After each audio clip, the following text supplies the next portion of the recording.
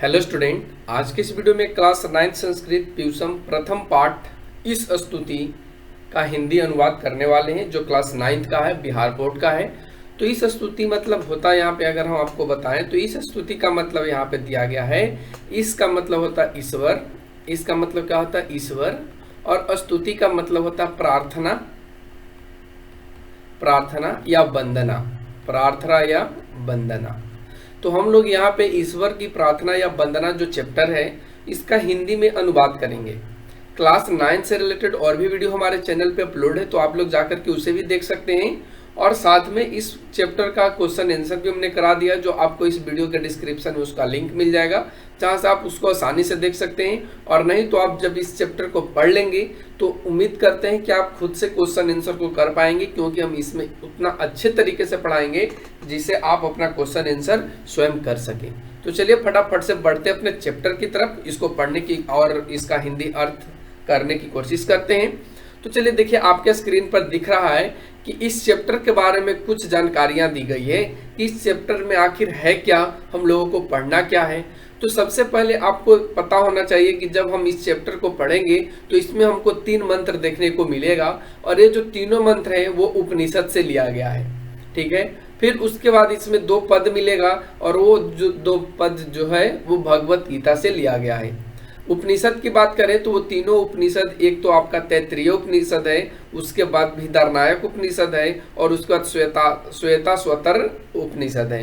तो यहाँ से 3 उपनिषद आपको याद रखने हैं। आपसे पूछ लिया भी जाएगा कि इस स्तुति पाठ में कितने उपनिषद हैं, तो आपको बताना होगा कि इसमें 3 उपनिषद को लिए गए हैं। पूछ लिया जाएगा कितने मंत्र हैं, तो आप बताएंगे 3 मंत्र हैं। पूछ लिया जाएगा कितने पद हैं, तो 2 पद हैं। दोनों पद कहाँ से लिए गए हैं, तो आप बताएंगे भगवत गीता से लिए गए हैं। तो ये आपका ऑब्जेक्टिव यहाँ से क्लियर होता है, आप ऑब्जेक्टिव क्वेश्चन को यहाँ से बना पाएंगे जब आपसे पूछा जाए तो, ठीक है। अब यहाँ पे तैत्तिरीय उपनिषद की बात करें तो तैत्तिरीय जो उपनिषद है यह कृष्ण यजुर्वेद से संबंधित है, ठीक है। इसमें आपको 3 बलियां, और बलियां का मतलब खंड होता है, तो इसमें 3 खंड आपको देखने को मिलेगा, जिनमें शिक्षावली, ब्रह्मानंदवली और भृगुवली है। ये तीनों बलियां भी आगे चल करके टूट जाता है, उपखंडों में विभक्त हो जाता है। शुक्ल यजुर्वेद से संबंधित है बृहदारण्यक उपनिषद, जो शुक्ल यजुर्वेद है उससे संबंधित है कौन, बृहदारण्यक उपनिषद, जो विशाल ग्रंथ है। बृहदारण्यक उपनिषद जो है वो बहुत ही विशाल ग्रंथ है, और इसे 6 अध्यायों में बांटा गया है। कितने अध्यायों में, 6 अध्यायों में बांटा गया है, और प्रत्येक अध्याय जो है वो विभिन्न संख्या वाले ब्राह्मणों में विभक्त है। तो आपको ध्यान रखना है बृहदारण्यक उपनिषद और तैत्तिरीय उपनिषद कि ये क्या है, इनमें किन किन चीजों में बटा हुआ है, ये किससे संबंध रखता है, ये आपके लिए ऑब्जेक्टिव क्लियर करेगा। ऑब्जेक्टिव क्वेश्चन भी इसका हम कराएंगे, तो आप लोग टेंशन ना लें। अगर आप लोग चैनल पे नए हैं तो चैनल को सब्सक्राइब कर लीजिएगा, क्योंकि इसी तरीके का वीडियो का नोटिफिकेशन आपको मिलेगा, ठीक है। यह जो उपनिषद है वो विशेष रूप से, यानी बृहदारण्यक जो उपनिषद है वो विशेष रूप से मिथिला के योगी राज याज्ञवल्क्य के दार्शनिक विचारों के लिए प्रसिद्ध है। तो ये आपके लिए इंपॉर्टेंट हो जाता है, आपसे पूछा भी जा सकता है कि बृहदारण्यक उपनिषद में कौन से या कहाँ के योगी राज के विचारों का प्रसिद्ध कौन से राज्य का योगी राज का विशेष रूप से विचारों प्रसिद्ध है, कौन से उपनिषद में। तो आप यहाँ पे बता पाएंगे कि जो बृहदारण्यक उपनिषद है इसमें मिथिला के राजा, ठीक है, मिथिला के योगी राज याज्ञवल्क्य के दार्शनिक विचारों के लिए प्रसिद्ध है, ठीक है। फिर उसके बाद आगे बढ़िए तो कहता है श्वेताश्वतर उपनिषद भी कृष्ण यजुर्वेद से संबंध है। आपको यह भी याद रखना है, यह भी 6 अध्यायों में बटा हुआ है। प्रत्येक अध्याय पदात्मक मंत्र है, ये आपके लिए इंपॉर्टेंट हो गया। आपसे पूछा जाएगा कि निम्न में वह कौन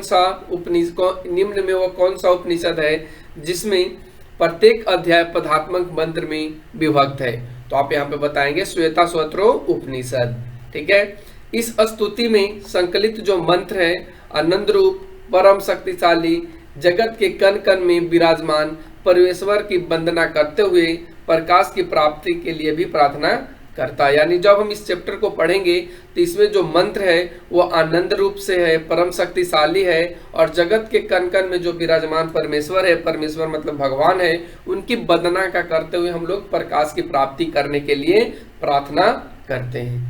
ठीक है, तो आप समझ पाए होंगे कि इस चैप्टर में हम लोगों को पढ़ना क्या है। फाइनली हम आपको यहाँ पे बताएं तो इस चैप्टर में जो हम लोग पढ़ेंगे वो वंदना पर, जो भगवान की स्तुति है, भगवान की जो प्रार्थना है उसको पढ़ेंगे मंत्रों के माध्यम से, पदों के माध्यम से।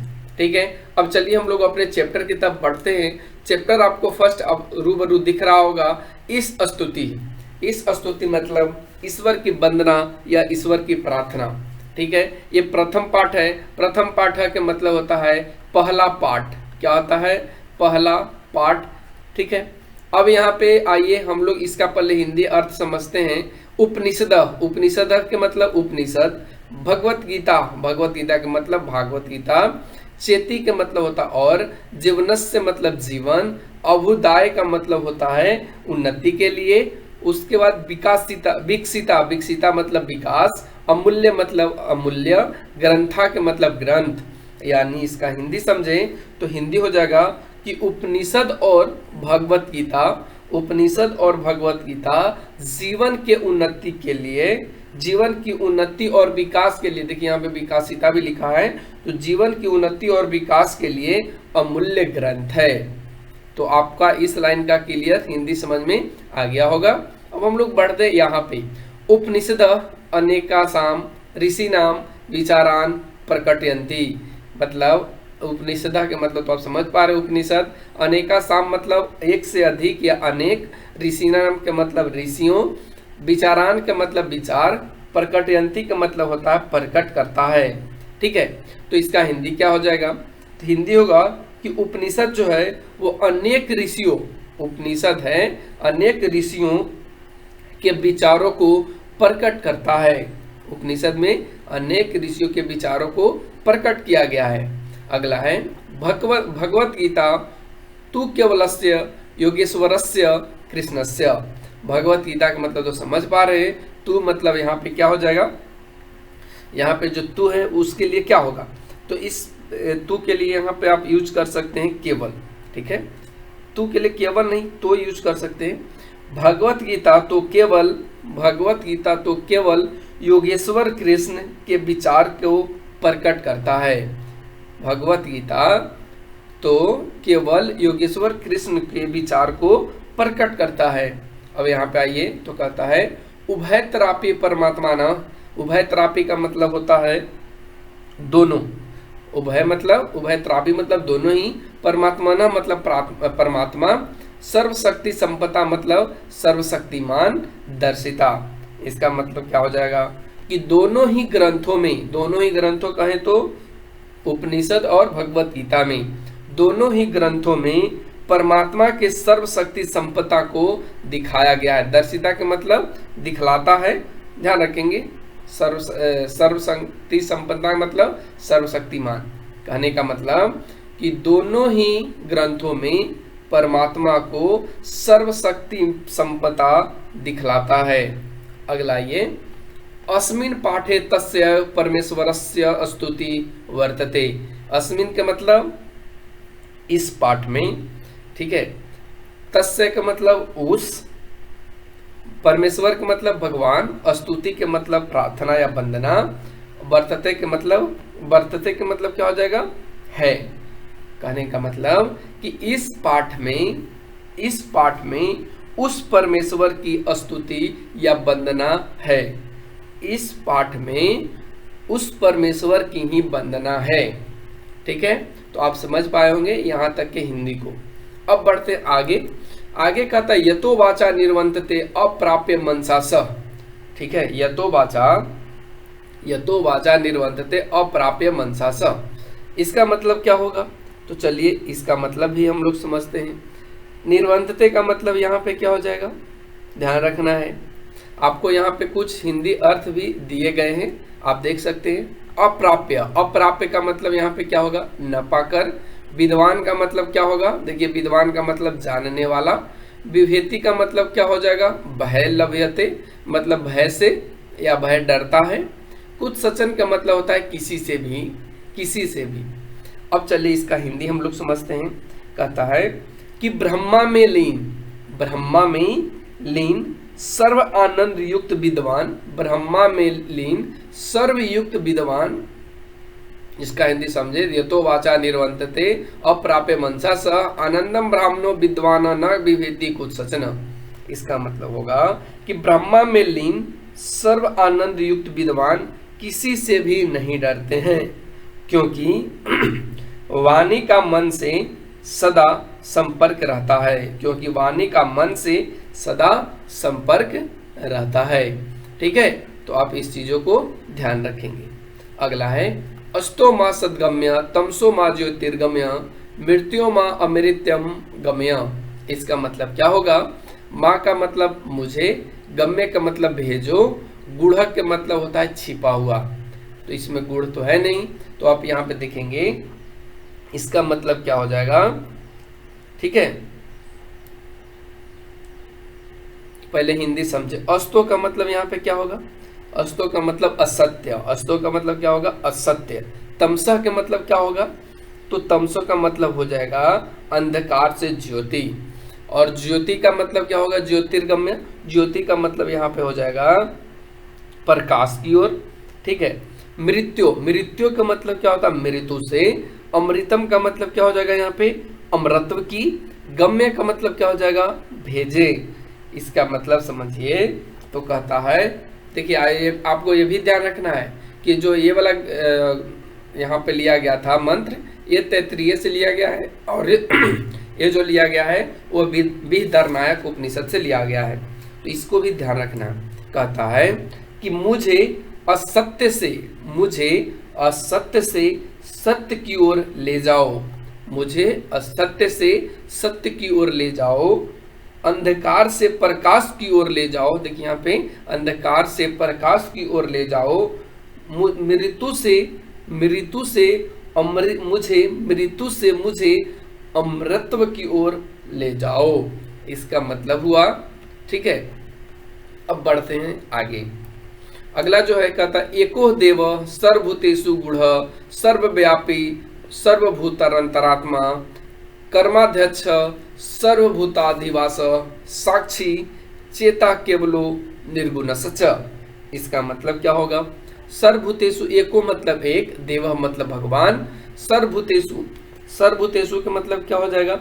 सभी जीवों में, सर्वभूतेषु मतलब सभी जीवों में, गूढ़ का मतलब छिपा हुआ, सर्वव्यापी माने सभी में, सर्वभूतरांतमा सर्वभूतरांतात्मा, इसका मतलब हो जाएगा सभी जंतुओं के भीतर, कर्माध्यक्ष मतलब कर्मों का नियंत्रण करने वाला, सर्वभूताधिवास, सर्वभूताधिवास का मतलब सभी वस्तुओं में स्थित, चेता साक्षी, चेता का मतलब क्या होगा?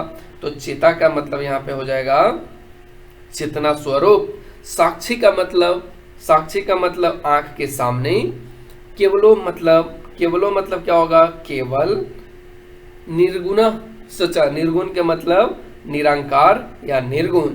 तो आइए इसका हिंदी अर्थ समझें। तो इसका जो हिंदी अर्थ होगा वो ये होगा कि एक ही ईश्वर, ठीक है, देवा का मतलब भगवान या ईश्वर, एक ही ईश्वर सभी जीवों में छिपा हुआ है, एक ही ईश्वर सभी जीवों में छिपा हुआ है, सर्वव्यापी है। वो क्या है? सर्वव्यापी है और सभी वस्तुओं के भीतर स्थित, सभी वस्तुओं के भीतर स्थित, कर्म का अध्यक्ष, सभी जीवों में निवास करने वाला, सभी जीवों में निवास करने वाला, चेतना स्वरूप, निर्गुण स्वरूप, निर्गुण स्वरूप में प्रत्यक्ष प्रकट होने वाला है। तो इस तरीके से इसका हिंदी हमने आपको बताया और ये आपका लिया गया है श्वेताश्वर उपनिषद से। तो ध्यान रखना है आपको। अगला आता है, कहता है त्वामी दिदेव, त्वामी दिदेव पुरुष पुराना।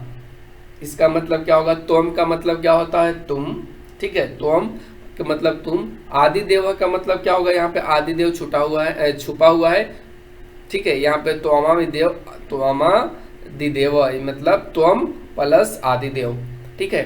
तो इसमें क्या है? त्वम के मतलब आप, आदि देव के मतलब आदि या प्रारंभ से, देव का मतलब क्या होगा, तो देव का मतलब यहाँ पे भगवान होगा, ठीक है।